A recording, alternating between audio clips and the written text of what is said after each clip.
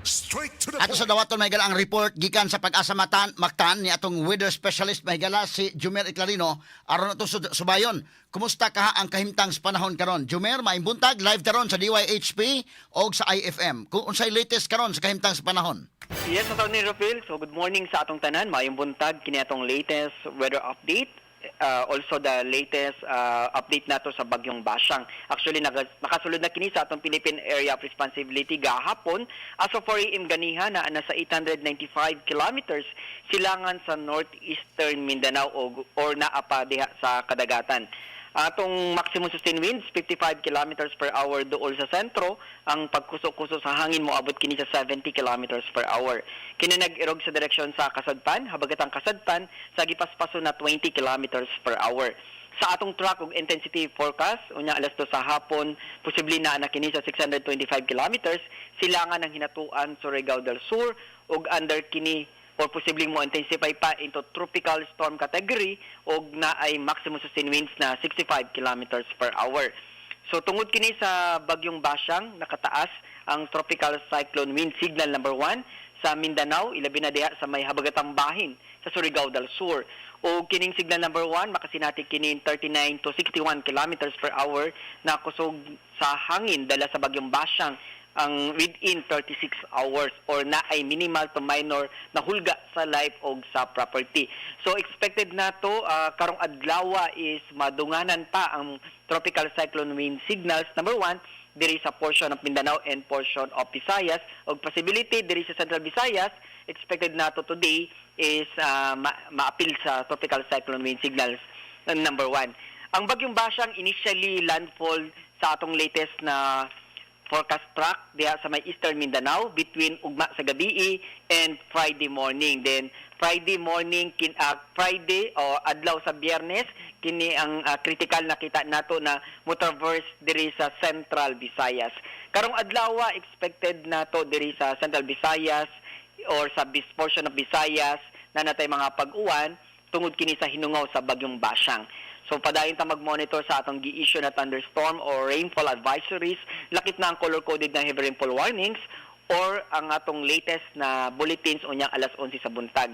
Ang kadagatan kasarangan nito sa pagkabaloron ug delikado gihapon ang gagmay kaayo na sasakyang pandagat. Kasarangan nito na sa kusog na hangin ang masinati pod diri sa Visayas.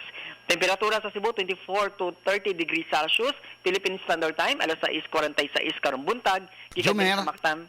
Yes, sir. Good morning. Kining bagyong Basyang mukusog pa ba ni base sa inyong monitoring? Sa atong monitoring, Atty. Rapil, mo intensify pa into tropical storm category. If tropical storm category, pinakamataas na atong ma-issue na signal is signal number 2.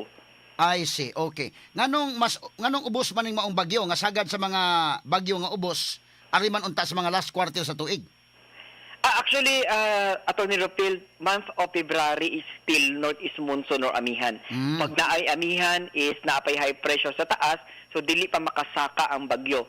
So, if naay bagyo month of February, usually iduot niya diri sa may habagatang bahin sa Pilipinas. Unsa man ka kusog ang uwan or daghanon ang volume sa tubig nga dadon ini mao bagyong Basyang? Sa latest weather advisory nato, Atty. Rapil, na natin nakita na 100 to 200 millimeters amount of rainfall mostly sa eastern portion or northeastern portion diha sa may Mindanao and also the eastern portion of Eastern Visayas. Diri sa Central Visayas, Cebu and Bohol, sa atong latest na weather advisory ganiha, 50 to 100 millimeters amount of rainfall ang expected nato na ibubo na uwan ng bagyong Basyang. So mo kanit ning maong uwan mo nang bantayanan gihapon atong mga landslide prone areas o ang atong mga kasapaan aning kalakiha. Correct, Atty. Rapil. Previous days, nakasi natin natang uwan tungod kini sa shear line, that is the convergence of the cold and warm air. So, naani mga areas na saturated ng yuta. And plus kini mo incoming o upcoming weather disturbance si bagyong Basyang magdala gihapon ng kusog na mga pag-uwan. So bantayanon o delikado kining mga nagpuyo sa mga flash floods and landslide prone areas.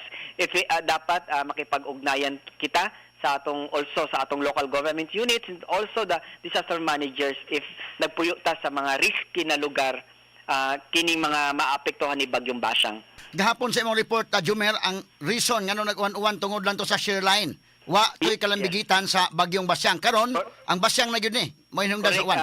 correct, Atty. Rapil. If mag-uwan, actually, sugod gahapon sa hapon, ang cost ng mga pag-uwan na sa portion of Mindanao and portion of Visayas is hinungaw na sa Bagyong Basyang. Until now is Bagyong Basyang na atong cost if mag-uwan ta diri sa Central Visayas. Pero mostly ang hinungaw mas dominant o mas nakakapekto karon sa eastern portion of Eastern Visayas and diha sa portion of Mindanao. Susukad pa kagahapon karon og sa maabot pa mga adlaw mag-uwan-uwan ta kanus man ta makasinati na pod og makita na to ang haring adlaw.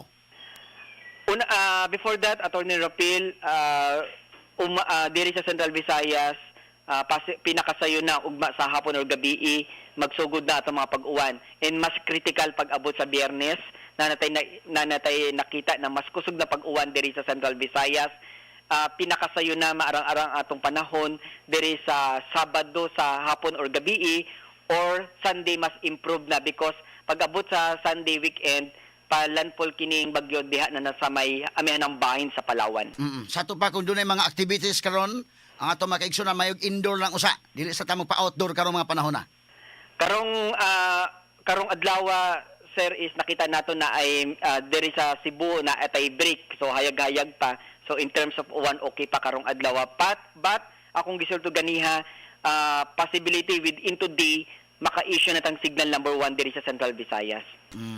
Jomel, salamat kay sa paghatag panahon sa DYHP o sa IFM. Wa isa pa yan, sir. Padayon lang ta mag-monitor sa latest weather update, lalong-lalo na atay gi-monitor na Bagyong Basyang. Dagang salamat, mag-amping tanan. Good morning. Number 1 sa balita, number 1 sa komentaryo.